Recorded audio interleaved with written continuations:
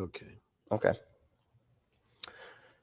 Well, hey there, everybody. Welcome to the Facebook live stream here, or wherever you are streaming this on Leading the Charge. I'm Dom Tibbetts. That's Howard Simon. That's Joe Biscali. We're about to come up on TV here in a second. And I said it the first half hour, so I'm sorry if you're going to hear this joke again. If you were expecting Wheatfield's greatest, Matt Bove, sorry, you get his number 2 guy. But according to my mom, I'm still pretty handsome as well. So we got a lot to get to. Can't wait for you to join us. We're coming up on TV, and we'll get this party started. He's watching. I'd be careful. Yeah, that's all right. A-R. It's all right. Weren't you the most handsome Italian sportscaster here? No, never. Never? Okay. Once was. No.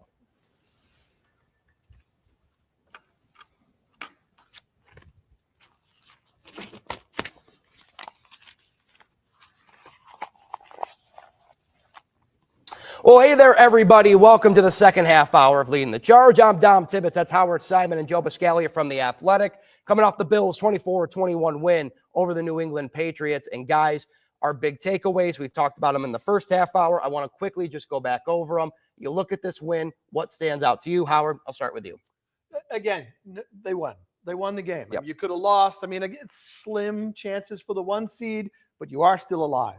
And I think it is important to get the 2 seed, get a potentially a second home playoff game. And now if you would have lost a little ground there. So they didn't have a complete total meltdown, letdown, and have the head scratching loss to New England that there's been a couple of those. Again, you got the win.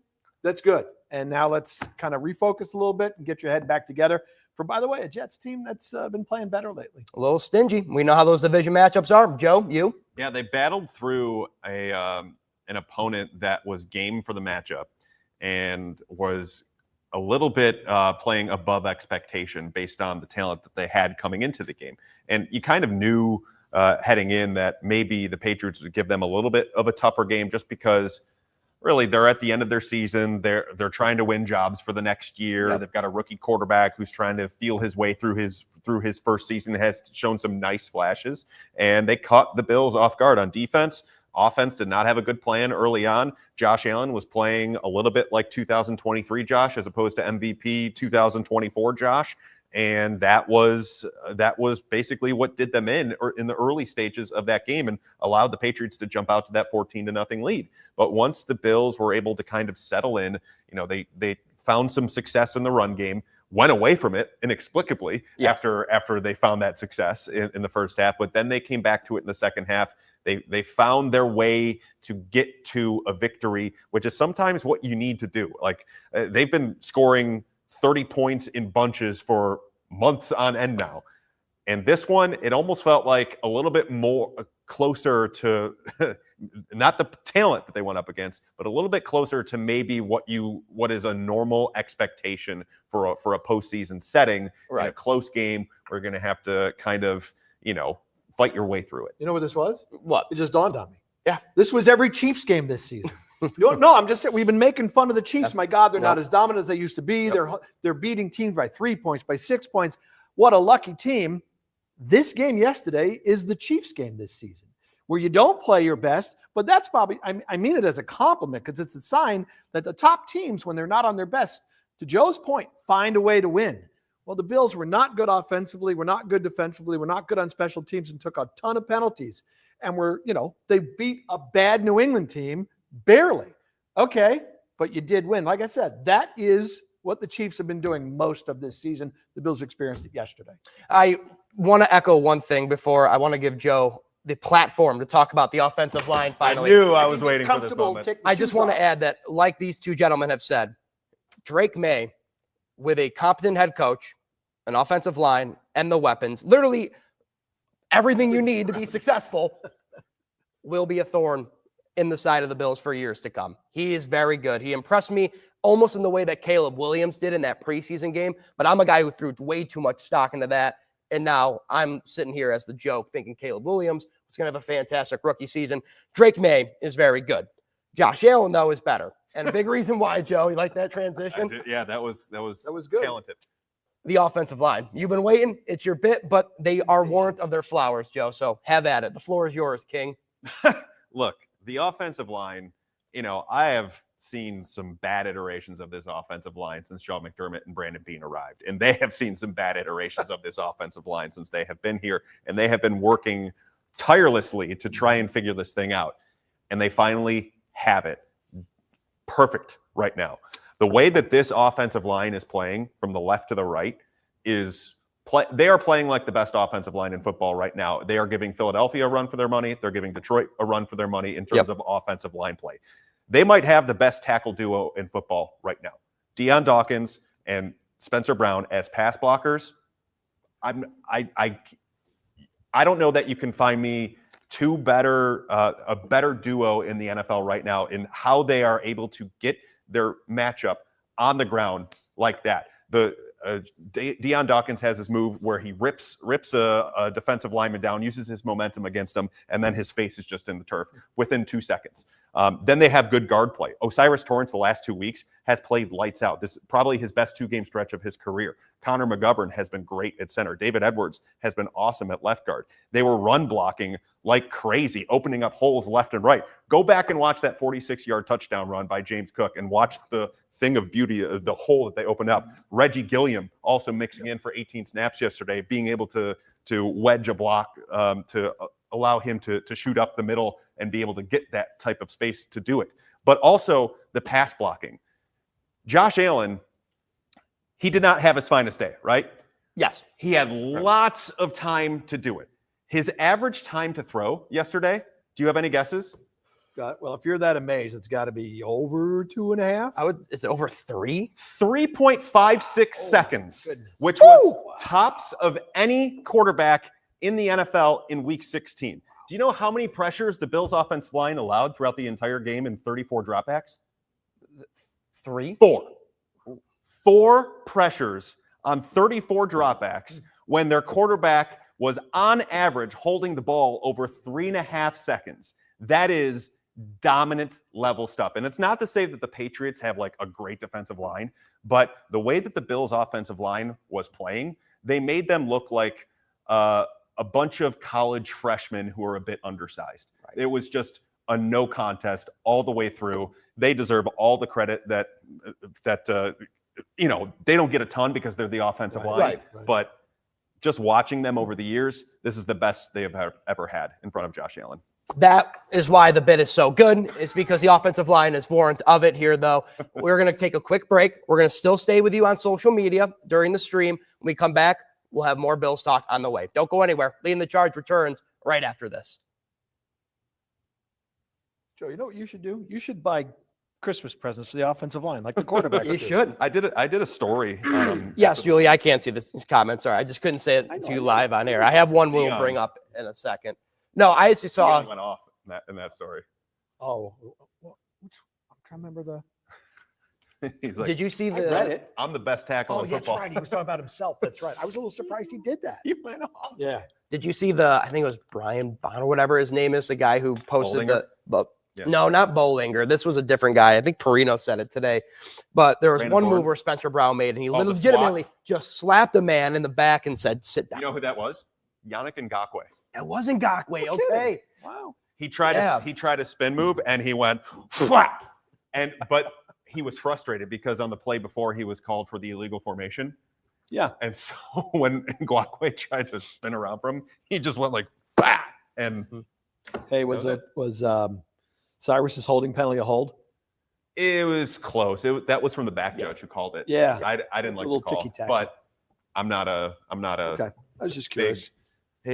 Penalty screwed him kind of. No, I didn't, and I wasn't saying it from that standpoint. Right. I was just curious because a lot of people on Twitter were pissed about that call. It was not the best call, and he wasn't happy about it. Well, I do have a comment in here from we have about the offensive line. Christopher Raymond. No, Christopher wants to ask what the heck is going on with special teams ? It has been a theme all season long. It feels like that's one aspect we haven't gotten into through the first half hour or so of the show. How concerned are you guys?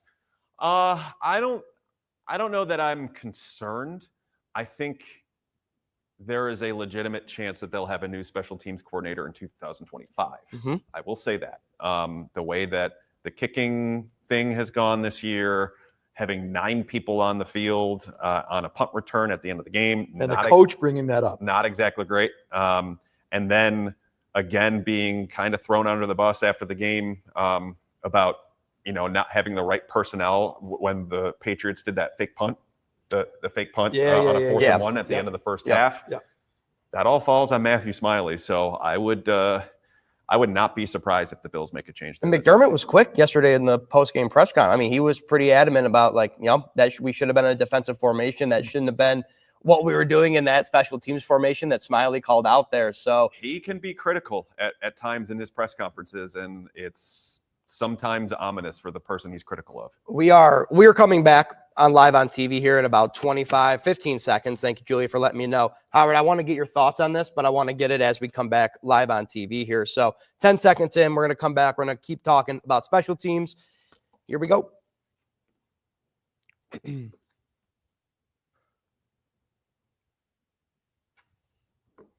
Hey, everybody. Welcome back to Leading the Charge. So during the break, we got from a comment from one of our viewers here. Christopher says, what the heck is going on with this Bills special teams? Joe brought into it, kind of broke down some issues that he's seeing from special teams coordinator Matthew Smiley. Howard, I want to give you the floor. What's sticking out to you about this unit? I mean, inconsistent. I mean, I wouldn't say I don't worry as much about special teams.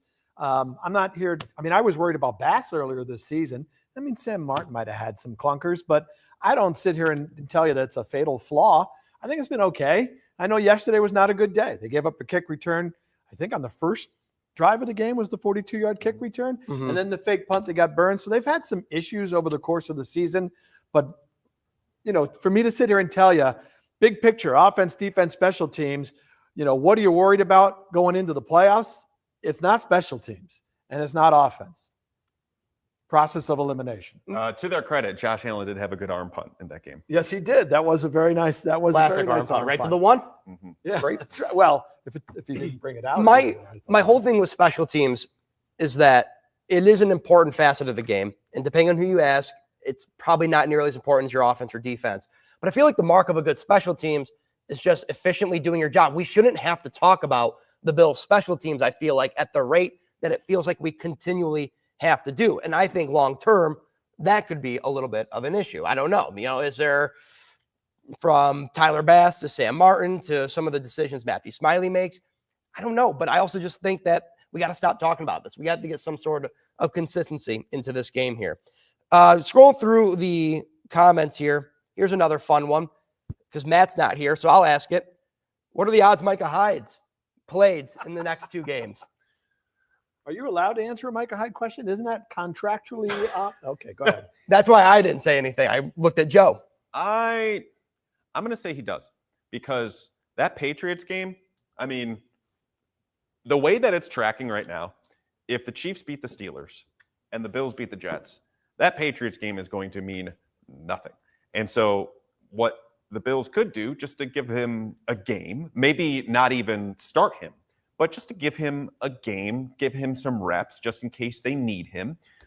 Maybe they call him up as a practice squad elevation and just throw him back there, because it's the way that it's trending. It could very well be a preseason game in Week 18 with a lot of guys getting a lot of different time. Can I follow After up? we go to break. Okay, I got after we go to break here. Hyde. So Okay. we're going to take another break. We're going to keep the conversation going because Howard has a question and I'm excited for it. We'll be right back after this. Join the party in the stream. Leading the Charge returns right after this. So I have this right. I double checked this, but make sure I have this right. Yes. If Kansas City beats Pittsburgh, they Yes. clinch the 1. Yes. If Baltimore loses, Yes. the Bills are locked into the 2. Correct. So this game against the Jets is completely meaningless. It could be, So but could Hyde play this Sunday? Would they treat this Sunday at all differently if they're locked in? they Like could. game 18, they can sit guys. They could, and McDermott even alluded to it in. Because you wouldn't sit guys for 2 straight weeks. But I don't think they would sit Josh for 2 straight weeks, but I think they would start to give guys some time. okay, It would definitely ease up some of their decision making on trying to return guys from injury too. Yep. I think is Hyde ready to get some snaps this Sunday? You think?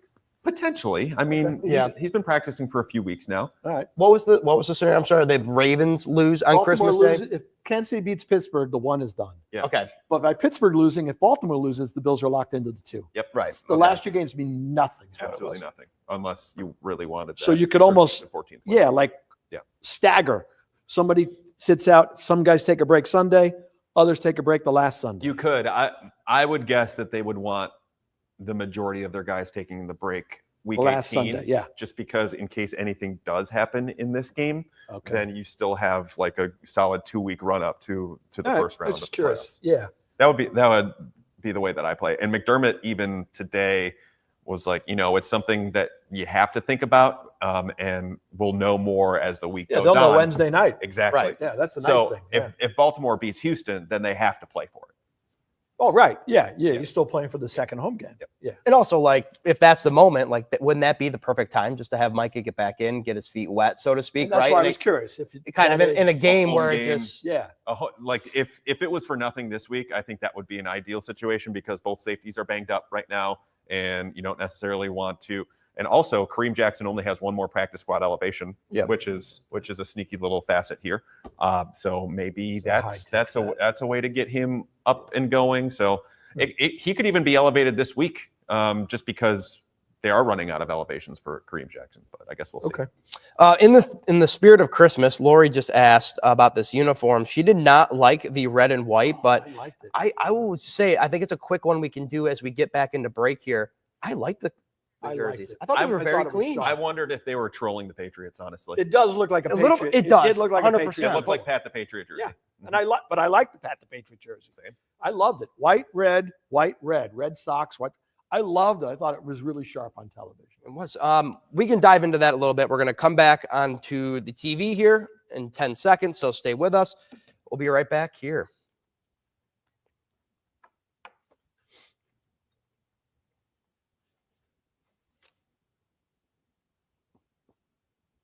Well, coming out of this discussion, we were talking about the Bills jerseys because Lori says she didn't like them, but the three of us unanimously look like we like the candy cane outfits. They are the New England Patriots. They look kind of the same, but they're clean, they're fresh, and they're something new. I liked it. I don't know somebody was tweeting out video before the game. I don't know, maybe it was you.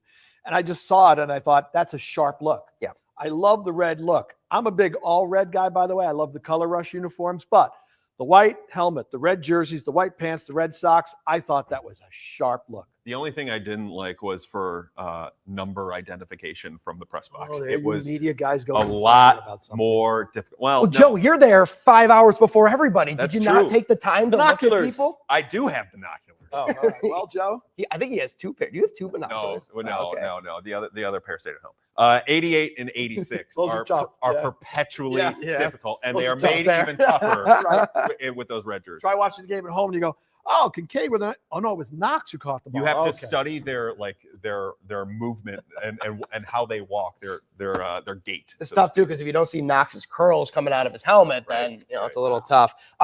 One thing I mentioned on my naughty list to bring up, and for those who are thinking what was the naughty list, it was a segment we did back in the first half hour. Amari Cooper was somebody you wanted to talk about tonight. And just, are you concerned about the lack of usage from him in the offense? Yes. And I thought, and it has nothing to do with the 14 target game, which I think was just crazy. He's not going to get 14 targets a game, but he's had 2 targets in the last 2 games, 2 and 1 catch. I think he's a really good receiver. This just in. And I was kind of ready to I'm going to be patient. Right. He hasn't been with them. He's got to learn the playbook. He's got to develop chemistry with Josh. He's got to develop chemistry with everybody, with Joe Brady. I get it, but he's invisible. And he's such a good weapon. So yes, after yesterday, I think he had a drop yesterday as well. Yep. On one of the 2 targets. So yeah, I thought I was expecting a little more from him. Not like the world on fire, but better than what I've seen. And his only catch, he had a linebacker on him. I didn't realize there is that. Okay, good. Joe, point. hold that thought. We got to go to break. We're going to talk about that more in the stream. When we come back, our final segment, our final thoughts as we get you ready for the Jets week, that and more coming up after the break. Don't go anywhere. Leading the Charge returns after this. Yeah, on that play, they originally lined him up in the backfield to try and get a okay. man look, and they wound up keeping the linebacker on for some of the same on. reason. And so he just did a normal cross. It was a really well-designed play because a bunch of guys took the secondary away, Yep. and he just did a cross the field Yeah. and I mean, he's going to be the linebacker. He should. I haven't been super impressed with his separation skills That's not good. the last month of the season. Yeah, he's expecting more. We have about 60 seconds when we come back for the final TV segment. So I'm just going to give you guys the floor for final thoughts heading into Jets week. And then other than that, I think the only thing I wanted to, while we're here on the break, what would be your ideal? Let's just say everything happens the way we think it is. Bills get the 2 seed. Who's your ideal 7 matchup for the Bills in the first round of the playoffs? Okay. That'd be a good one. One to do. So I'll do that. We'll keep it about 30 each. So I'll wrap us up. And Pittsburgh's winning the North, so that's Baltimore, Chargers, Denver. Okay. I'll take Denver probably. Yeah, I'll take Denver. Very interesting. I mean, the Steelers obviously winning last week puts the Bills 2 seed in a little bit of jeopardy, but that would the same result have ended with, because the worst they could do right now is the 3 seed, right? Mm-hmm. Yes. So would that have changed? What would have changed if Pittsburgh had won? Nothing. The worst they could have done was 3rd because the Texans lost to the Chiefs. Right. Okay. That's good stuff. Yeah. What does Houston have 6 losses now? Yeah, they're out. That injury is starting to rack up. They just at got the worst Deontay time. Johnson, which is I saw. That's it. That's interesting. Boy, That's a little Tank Dell interesting. play was nasty to watch. Yeah. it's just one of those things. I know. I get it's the sport. And the guy who laid out for it is like a rarely used receiver who's just trying to make a play. I know. I felt bad for him. They showed him, and I'm like, oh my God, the poor guy.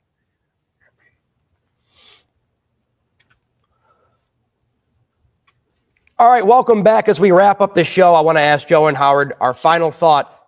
The Bills are already in the playoffs. Let's assume they're getting the 2 seed. What's the most ideal 7 seed team for the Bills to face in the first round of the playoffs? I'll take Denver. I would. There's something about Jim Harbaugh teams that scare me. And I would worry about the matchup with Baltimore, the run defense against Derrick Henry in their running game.